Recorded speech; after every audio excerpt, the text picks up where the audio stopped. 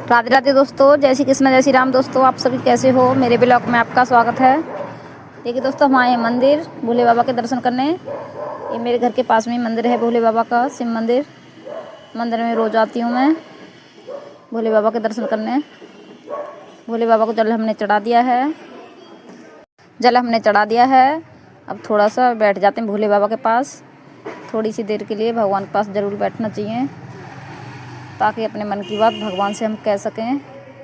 ये बैठे नंदी महाराज, इधर बैठी माँ पार्वती, गणेश जी, और हमारे पीछे बैठे हैं भोले बाबा का परिवार।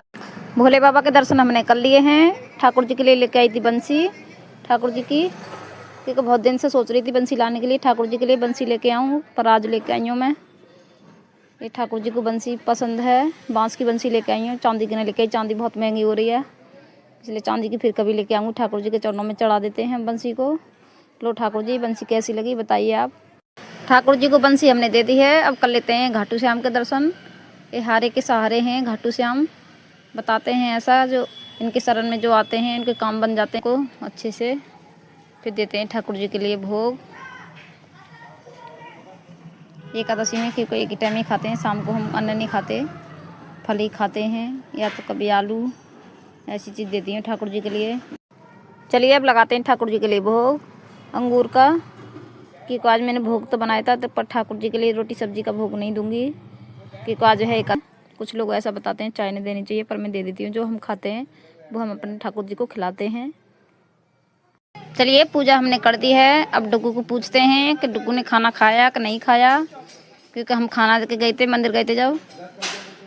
डुग्गू ने सारा खाना फैला दिया था, थोड़ा सा खाया था। रोटी सब्जी देते हैं हम डुग्गू के लिए, चावल भी खिला देते हैं। आज चावल बनाए नहीं थे, इसलिए आज रोटी सब्जी दी थी डुग्गू के लिए। बहुत सारा करने लग गया है डुग्गू, कुछ भी दे दो, जो मर्जी दे दो, इसको खा जाता है। और गोभी के छिलके खा रहा है। सारा खाना फैला दिया इसने, फैला हुआ भी खाना यही खाएगा। इसको ही खाना पड़ेगा, इसको खाना देख रहा है, मेरे को खाना पड़ेगा। मेरे वाले टिफिन में डाल रहे हैं। अब सोच रहा है हम इसको ही खिलाएंगे इसमें डाल करके, क्योंकि खाना वेस्ट नहीं करना चाहिए।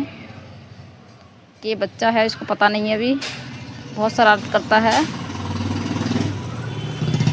पूरा लेट जाता है खाने के लिए। तो खाना भी ऐसे मांगता है भौ भौ के। खाने के लिए तो तैयार रहता है, खाने के लिए जो मर्जी खिला दो इसको। अंगूर के छिलके खा रहा है, अंगूर भी खिला दिए इसको, जब भी इसका पेट नहीं भर रहा अभी।